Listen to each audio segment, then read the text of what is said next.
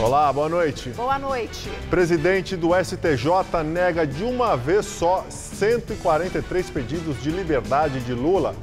Ministra Laurita Vaz alerta que o judiciário não é balcão de reivindicações.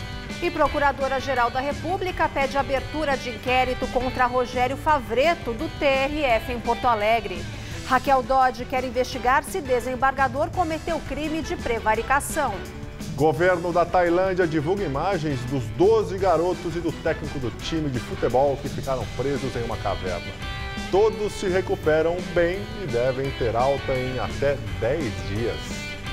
E na Copa da Rússia, final inédita. A Croácia vence a Inglaterra na prorrogação e vai enfrentar os franceses no domingo. Você acompanha essas e outras notícias após o intervalo. Até já. Tá a fim de escrever a sua própria história? Que tal dirigir a sua própria vida? Então corre pra cá, que a sua hora chegou. Bem-vindo ao Universo Casper, um lugar certo para você pensar, criar e questionar. Na Casper, razão e emoção se unem para fazer diferente, fazer melhor. E você, aceita o desafio? Tem muita coisa nova te esperando por aqui. Faculdade Casper Líbero, Vestibular 2019. Paixão por comunicação. Em tempos de crise, enquanto uns choram, outros vendem lenços. Por isso, no Todo o Seu de hoje, nós vamos mostrar como a criatividade é essencial na superação das dificuldades. Fique por dentro das novidades que agitam os bastidores da TV. É claro que vai ter música de primeira com a bonitinha Kel Smith. É que a gente quer crescer e quando cresce quer voltar do início, porque o joelho ralado dói bem menos que um coração partido. Vem conferir Todo o Seu, é hoje, 10h30 da noite. Como sempre, estou aqui te esperando, né?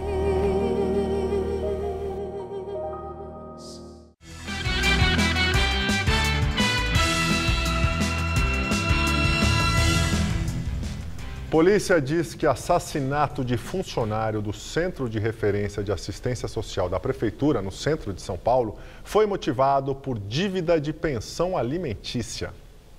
Ainda não eram 6 da manhã quando um homem armado invadiu o prédio do Centro de Referência de Assistência Social da Prefeitura, no Bom Retiro.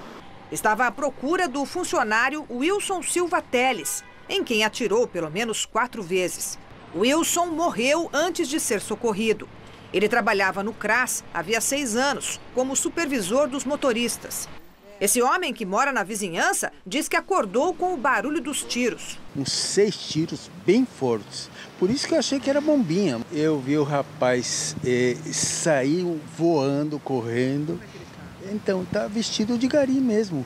O atirador fugiu, mas segundo a polícia, o homem era conhecido da vítima. Era o marido de uma colega de trabalho de Wilson, com quem ele teve um relacionamento amoroso. E ela ficou grávida. A gente sabe com certeza que houve esse relacionamento entre os colegas de trabalho, na constância do casamento dela, que ela teve uma criança, o marido soube, registrou a criança como dele e que hoje vinha reiteradamente cobrando pagamento de pensão alimentícia. O delegado disse ainda que o suspeito Everton Santos Alves, que está sendo procurado, foi reconhecido por pessoas que presenciaram o crime. Policial filmado sem autorização beijando outro homem dentro do metrô de São Paulo vai continuar afastado por orientação médica. Ele afirma que tem sido alvo de ameaças e ofensas. Leandro Prior, de 27 anos, está afastado e em tratamento psicológico. O policial militar decidiu tirar a licença por se sentir abalado pelas ofensas que vem recebendo nas redes sociais por causa do vídeo em que aparece de farda beijando outro homem no metrô. O vídeo, gravado sem autorização, viralizou na internet. Tenho tomado medicação para pelo menos conseguir dormir. As pessoas que me xingam, que me ofendem, ou que tentam tripudiar em cima da minha situação e da minha causa, né?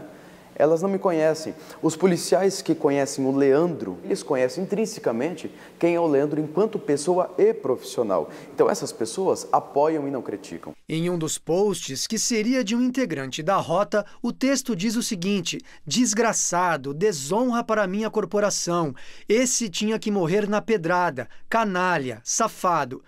O autor do vídeo, que gerou tanto ódio, ainda é desconhecido. O que o Leandro contou pra gente é que ele não sabia que estava sendo filmado, mas o que já se sabe e que está sendo investigado pela própria ouvidoria da polícia é que, primeiro, as imagens foram parar em um grupo fechado de mensagens de celular de policiais militares, para só depois serem lançadas na internet. A Secretaria de Segurança Pública diz que os comentários feitos nas redes sociais são investigados pela Delegacia de Crimes Raciais e Delitos de Intolerância e que a Polícia Militar também instaurou procedimento para apurar a conduta do policial que fez uma das publicações.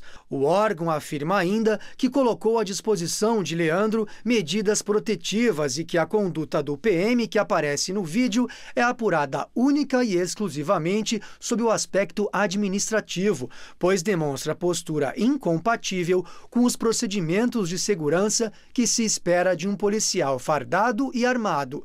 O advogado de Leandro discorda, defende que o ato não feriu a imagem da corporação e diz que a defesa vai entrar com medidas cíveis e criminais contra os autores das ofensas. Naquele ato de carinho dele, que ele se despediu de um outro colega, um selinho, não há que se falar em ato libidinoso ou atentado ao pudor, não é verdade? Então, aquele que filmou este policial, ele agiu com o propósito de difamar, de caluniar. Isso tem que acabar no Brasil. Nós temos que respeitar a pessoa humana. É o princípio da dignidade da pessoa humana. O preconceito é um crime de ódio e a homofobia tem que acabar nesse país. O número de policiais militares e civis presos no estado de São Paulo neste ano aumentou 26% em relação ao ano passado. Os dados foram obtidos pela Globo News através da Lei de Acesso à Informação. Entre janeiro e abril, foram 122 agentes detidos, contra 97 no mesmo período de 2017. Os dados das polícias civil e militar mostram que os principais crimes são homicídio, organização criminosa e peculato, que é a apropriação de recursos públicos. A Justiça aceitou denúncia e executivos da corretora Gradual viraram réus por gestão fraudulenta, desvio de dinheiro público e uso de documentos falsos. O juiz da 6ª Vara Federal de São Paulo, João Batista Gonçalves, aceitou a denúncia contra os controladores da corretora Gradual, Fernanda Ferraz de Braga Lima e Gabriel Paulo Gouveia de Freitas Júnior, da contadora Meire Posa e do corretor Fabrício Fernandes Ferreira da Silva. Segundo o Ministério Público Federal, o grupo cometeu o total de 6 crimes de gestão fraudulenta entre janeiro de 2016 e agosto de 2017. Eles foram alvos da Encilhamento. Deflagrada em abril, a operação investiga um esquema sofisticado de fraude envolvendo institutos de previdência municipais de 28 cidades no interior e na Grande São Paulo e em mais 6 estados. De acordo com a Polícia Federal, o esquema movimentou 1 bilhão e 300 milhões de reais de sistemas de previdência municipais. A corretora Gradual Investimentos está no radar dos investigadores desde o ano passado. Após as sucessivas denúncias em maio deste ano, a empresa foi liquidada extrajudicialmente pelo Banco Central. Meire Posa, que também é investigada na Operação Encilhamento, foi contadora do doleiro Alberto Youssef e é uma importante testemunha da Lava Jato. Presidente do Superior Tribunal de Justiça negou de uma só vez 143 pedidos de liberdade de Lula. As ações foram protocoladas nos últimos dias no STJ por cidadãos comuns que não fazem parte da defesa de Lula. Os recursos contestavam a execução provisória da pena do ex-presidente e pediam que ele fosse solto. Ontem, após um intenso embate jurídico, a ministra já tinha negado um habeas corpus ao ex-presidente. Na decisão, Laurita Vaz, chefe do STJ, criticou Rogério Favretto, do Tribunal Regional Federal da 4ª Região, que no domingo mandou soltar o ex-presidente. Segundo ela, o desembargador causou perplexidade e intolerável insegurança jurídica, além de afirmar que ele era incompetente para decidir a questão. Com a nova decisão de Laurita Vaz, o petista vai continuar detido na Polícia Federal em Curitiba. O ex-presidente cumpre pena no caso do triplex em Guarujá. Ele foi condenado nesta ação penal a 12 anos e 1 mês de prisão pelos crimes de corrupção e lavagem de dinheiro. Ao negar de uma só vez os 143 pedidos de liberdade a Lula, a presidente do STJ disse que o Poder Judiciário não pode ser utilizado como balcão de reivindicações ou manifestações de natureza política partidária e criticou as ações. Segundo Laurita Vaz, as petições padronizadas ocuparam vários servidores e movimentaram diversos órgãos do tribunal, sobrecarregando a rotina de trabalho já suficientemente pesada. E hoje o senador José Medeiros, do Podemos, protocolou no Conselho de Ética da Câmara dos Deputados representação contra 3 parlamentares do PT, Vadir Damus, Paulo Pimenta e Paulo Teixeira. Eles foram os autores do habeas corpus de Lula no TRF-4. Os deputados são acusados por quebra de decoro parlamentar. E apenas hoje, quarta-feira, mais 105 pedidos de liberdade do presidente Lula chegaram ao STJ. Todos devem ser negados pela presidente da Corte, já que eles são todos iguais. Quer dizer, é o famoso Ctrl-C, Ctrl-V. E lembrando que qualquer pessoa pode ingressar com habeas corpus na Justiça. A Procuradora-Geral da República pediu ao Superior Tribunal de Justiça a abertura de inquérito contra Rogério Favretto, do Tribunal Regional Federal da 4ª Região. Raquel Dodge quer investigar se o desembargador cometeu o crime de prevaricação ao mandar soltar o ex-presidente Lula no plantão de domingo. A procuradora também quer que o Conselho Nacional de Justiça condene o desembargador por infração disciplinar. Para a chefe do Ministério Público Federal, Favretto agiu fora de sua jurisdição num episódio atípico e inesperado que produziu efeitos nocivos sobre a credibilidade da justiça. No CNJ, Favretto, Gebran Neto, relator da Lava Jato no TRF de Porto Alegre, e o juiz Sérgio Moro já são alvos de uma investigação preliminar sobre o caso envolvendo o ex-presidente. E a juíza federal Carolina Lebos negou pedidos de sabatinas e entrevistas com o ex-presidente Lula. Na decisão, a magistrada disse que, de acordo com lei de execução penal, não há previsão constitucional ou legal que embase direito do preso a concessão de entrevistas ou similares. A juíza disse que a única forma de comunicação do preso com o mundo externo é a correspondência escrita, a carta. Ela também negou um pedido do PT para que o ex-presidente possa participar de atos de pré-campanha eleitoral. O ex-presidente é líder de intenção de voto, segundo institutos de pesquisa. No entanto, deve ficar fora da disputa, já que pode ser enquadrado na lei da ficha limpa. Ela impede que condenados em segunda instância participem do pleito. E agora, um destaque internacional na Tailândia. Os 12 garotos e o técnico do time de futebol que ficaram 17 dias presos numa caverna inundada se recuperam bem e devem ter alta em até 10 dias. Alguns dos garotos e o professor têm infecção pulmonar, mas nenhum deles tem problemas graves de saúde ou sinais de estresse. Além da internação, os pais puderam ver os filhos pela primeira vez através de um vidro. O hospital anunciou que todos devem passar mais 30 dias em repouso em casa.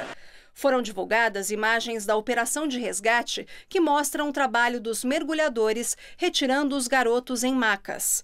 A caverna deve ser fechada nas próximas semanas para ter a segurança reforçada. Depois, vai ser reaberta para turismo.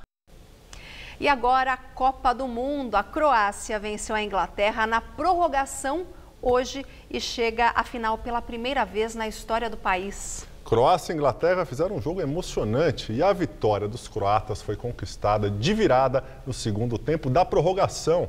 A final contra os franceses acontece domingo em Moscou. Veja os gols da partida de hoje. Aos 4 minutos de jogo, Tripper de falta abriu o placar para os ingleses.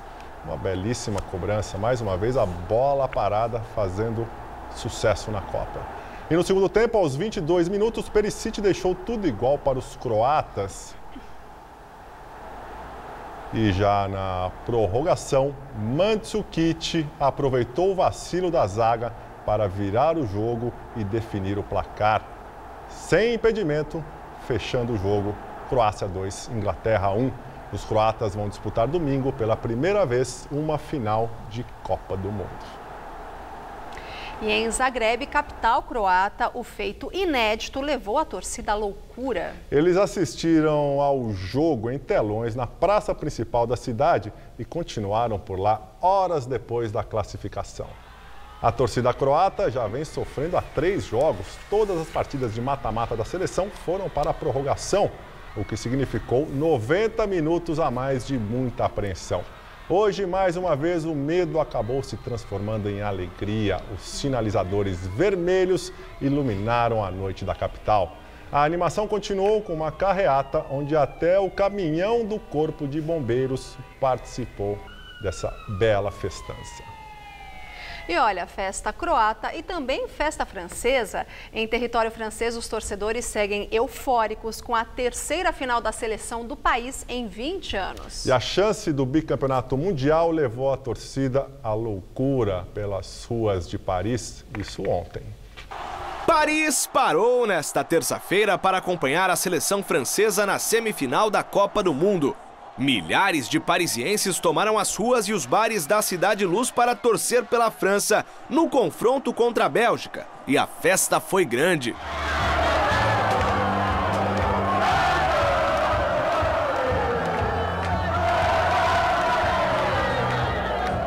Encerrado o jogo, grande parte dos torcedores dirigiu-se ao Champs-Élysées para dar sequência à celebração sobre o Arco do Triunfo. Os festejos seguiram noite adentro e o entusiasmo dos parisienses era realmente contagiante. Esse entusiasmo também tomou conta da imprensa local. Nesta quarta, os principais jornais do país estamparam na capa o feito da seleção francesa. Com a cabeça nas estrelas, domingo com tudo e o sonho azul continua, foram as manchetes do L'Équipe, do Libération e do Le Figaro, respectivamente. Tentando manter os pés no chão e segurar a empolgação, a delegação francesa deixou São Petersburgo nessa manhã e lá estavam os torcedores na porta do hotel dando apoio aos craques da seleção. Voltando aqui para o Brasil, vamos falar de economia, porque a produção industrial caiu em 14 das 15 regiões pesquisadas pelo IBGE na passagem de abril para maio. Segundo a pesquisa industrial mensal, a queda é resultado dos 11 dias de paralisação dos caminhoneiros. São Paulo, o maior parque industrial do país, a produção caiu 11,4%, o pior resultado desde dezembro de 2008. Então vamos ver agora o comentário de economia com o Vinícius Torres Freire. A agropecuária está uma desordem. O preço do transporte de cargas aumentou e ninguém sabe ainda onde vai parar. Então, emperram os negócios, os custos aumentam. Tudo isso por causa do tabelamento do frete, que o governo de Michel Temer decretou por medida provisória e os deputados aprovaram hoje. Tudo isso ainda é resultado do paradão caminho de maio. Há atraso na entrega de fertilizantes e rações. Há grãos parados nos silos por causa da bagunça. O plantio da próxima safra pode atrasar e os preços da comida devem aumentar. Não é só na agropecuária que os custos vão aumentar, mas também na indústria. E, como a gente deve se lembrar, o caminhonaço conseguiu desconto no preço do diesel. Quem vai pagar? O governo, isto é, todo mundo. São mais de 13 bilhões de reais até o final do ano, o equivalente a 80% do gasto com o Bolsa Família. Políticos da esquerda e direita apoiaram o caminhonaço. Não estão nem aí com os resultados. Hoje, os deputados aprovaram uma anistia para quem bloqueou a estrada e para quem cometeu outras ilegalidades, como para empresário que fez lockout, greve patronal, que a lei proíbe. A decisão da Câmara ainda vai passar pela votação no Senado e pode até ser vetada por Temer. Mas a gente entendeu o espírito da coisa. Pouco importa se o caminhonaço contribuiu para apodrecer o clima político do país, para a alta de juros, para a alta da inflação, para quase um bimestre perdido na economia, para a redução do crescimento já minguado no país. A demagogia eleitoreira já faturou seus votos. Então, o país que se estrepe. Boa noite.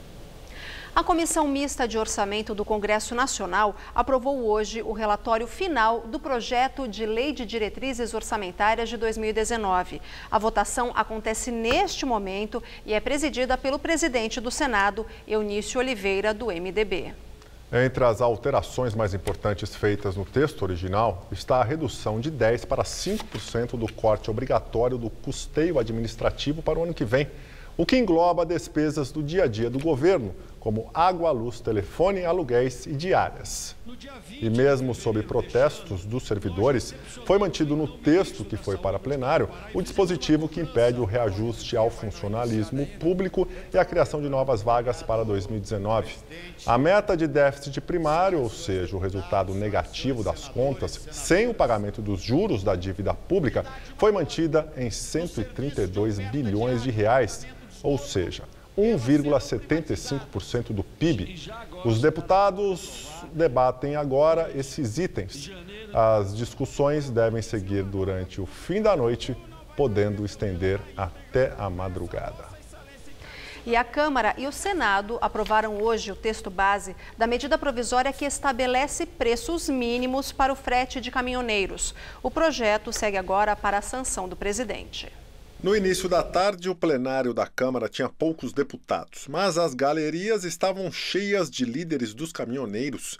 Entre os itens aprovados está a anistia às multas de trânsito e de todas as decisões judiciais contrárias aos caminhoneiros entre os dias 21 de maio e 4 de junho, período da paralisação que gerou a crise de abastecimento em todo o país. O texto também passou pelo Senado e diz que o transporte rodoviário de cargas deve ter o frete remunerado em patamar igual ou superior aos preços mínimos definidos pela Agência Nacional de Transportes Terrestres. Este ponto já é alvo de disputas judiciais entre empresários e caminhoneiros. Entidades patronais como as Confederações Nacionais da Indústria e da Agricultura acionaram o Supremo Tribunal Federal para que a tabela da ANTT seja declarada inconstitucional. Os Ministérios da Agricultura e da Fazenda são contra um novo tabelamento, apontando o risco de cartelização do setor. A ANTT diz que não tem data para concluir os estudos sobre a nova tabela de fretes. O ministro da Secretaria de Governo, Carlos Marum, informou no início da noite que o presidente Michel Temer pode vetar alguns trechos do texto. Pois é, o deputado Osmar Terra, do MDB, disse no começo da noite que o presidente vai vetar a anistia para a multa de caminhoneiros aplicadas durante a paralisação de maio. Segundo o parlamentar, que foi ministro do Desenvolvimento Social de Temer, o veto faz parte do acordo feito para a aprovação do texto. Duas medidas aprovadas pela Câmara dos Deputados podem deixar a conta de luz mais cara em até 5% no ano que vem. O projeto de lei que facilita a venda das distribuidoras da Eletrobras foi aprovado com uma série de emendas. Duas delas afetam diretamente o bolso do consumidor. Os deputados querem repassar para as contas de luz os prejuízos com os furtos de energia, os famosos gatos, feitos nas fiações elétricas, e também a isenção de pagamento para as famílias de baixa renda. O texto ainda tem que ser aprovado pelo Senado e depois sancionado pelo presidente. Para a Associação Brasileira de Grandes Consumidores, a medida vai trazer um aumento de 4% nas contas. Para a ANEEL, a Agência Nacional de Energia Elétrica, o impacto da isenção para algumas famílias será de R$1 bilhão por ano, o que daria outro 1% de alta na conta, totalizando 5%. Profissionais recorrem a modernas técnicas de engenharia para preservar uma capela histórica aqui na região da Avenida Paulista, em São Paulo.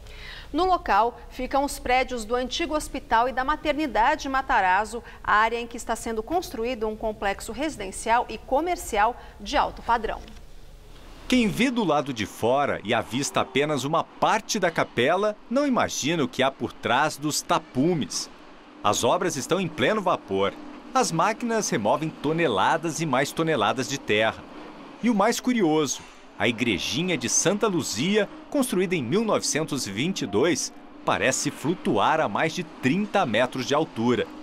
Ela tem 1.200 toneladas e está suspensa por 8 pilares, feitos especialmente para que a estrutura não seja danificada. As estacas que são feitas com equipamentos rotativos de baixa rotação, para realmente não ter nenhum sismo que pudesse abalar uma capela que, perto dessa brutalidade que a gente vê, é quase uma porcelana, né? A construção tinha uma fundação de 1,5 metro de alvenaria e pedras antigas. Tudo foi removido e até o altar de mármore ganhou um reforço na sustentação para evitar trincas. O empreendimento é bastante complexo. Usam técnicas de engenharias que até então a gente não estava acostumado a trabalhar. São novidades para o setor. E você deve estar curioso para saber o que vai ser feito nesse enorme espaço. Pois é, a obra é tão surpreendente que serão 8 subsolos. 5 serão estacionamento. O espaço terá ainda um cinema e um auditório para conferências e eventos. A igreja tombada pelo Patrimônio Histórico de São Paulo será totalmente restaurada, inclusive objetos como bancos e as imagens. Os vitrais também são os originais e estão protegidos. Não foram retirados para evitar que quebrassem. A obra faz parte de um projeto grandioso de um grupo francês que comprou a área de cerca de 27 mil metros quadrados próximo à Avenida Paulista, onde funcionava o antigo Hospital Matarazzo e uma maternidade. São 12 edificações que serão restauradas e irão se transformar em empreendimentos comerciais, que incluem um hotel de luxo, apartamentos residenciais, lojas de grife, bares, restaurantes, salas de cinema e teatro. Bastante cultura para todo mundo poder conhecer esse novo uso desse imóvel muito famoso, importante para a história de São Paulo e do Brasil. As obras, orçadas em cerca de R$1 bilhão, estão previstas para terminarem em dezembro do ano que vem. A tarde de hoje foi o segundo dia consecutivo de frio recorde aqui na capital. Os termômetros do Instituto Nacional de Meteorologia, na zona norte de São Paulo, marcaram temperatura máxima de 15,5 graus, isso por volta das 3 horas da tarde. E esse tempo gelado complica ainda mais a condição de quem mora na rua. Tá frio, quando bate um ventinho ainda fica mais gelado e a madrugada promete ser bastante desconfortável para quem está na rua. Aqui no centro de São Paulo, os moradores que viviam no prédio que desabou no início de maio aqui no Largo do Paissandu permanecem acampados. Eles têm barracas, cobertores, mas sabem que vai ser uma noite difícil, bastante fria. E aí a prefeitura diz que não tem nenhum esquema especial para eles e o que vale para eles e para os outros moradores em situação de rua é o programa Baixas Temperaturas, que oferece abrigos. Segundo a Secretaria de Assistência Social aqui da capital, são cerca de 17.500 vagas de abrigos, entre aquelas exclusivas para crianças e adolescentes e também para adultos e casais. Quem vir alguém com problema de frio na rua pode ajudar ligando para esse serviço no telefone 156 da Prefeitura. Não precisa se identificar, mas precisa dizer onde está o problema e o que está acontecendo. E é bom a Prefeitura ficar bem atenta e a gente se preparar, viu? Porque agora faz 11 graus aqui na região da Paulista e vai esfriar ainda mais durante a madrugada. Isso não só aqui na capital, mas em todo o estado. Tanto que na Serra da Mantiqueira pode gear. Mas e os próximos dias? O que vem por aí, Luciana? Gabriel, para a capital a tendência é de diminuição do frio e tempo firme. Não há expectativa de chuva até o fim de semana. Amanhã, tempo aberto e ainda gelado, com mínima de 8 e máxima de 18 graus. Na sexta, a nebulosidade aumenta um pouco, máxima de 22. E no sábado, temperatura mais amena, com máxima de 24 graus. E nós ficamos por aqui. Você pode assistir essa edição pela internet no site da TV Gazeta. Ótima noite para você e até amanhã. Até amanhã, Gabriel. Valeu, Luciana. Até amanhã. Muito obrigado pela sua companhia, tenha uma excelente noite e assista agora o programa Todo Seu com Rony Fon. A gente se vê amanhã. Gabriel Perlini conta todas as novidades das celebridades no Revista da Cidade desta quinta, 9h30 da manhã. Assista agora, Todo Seu.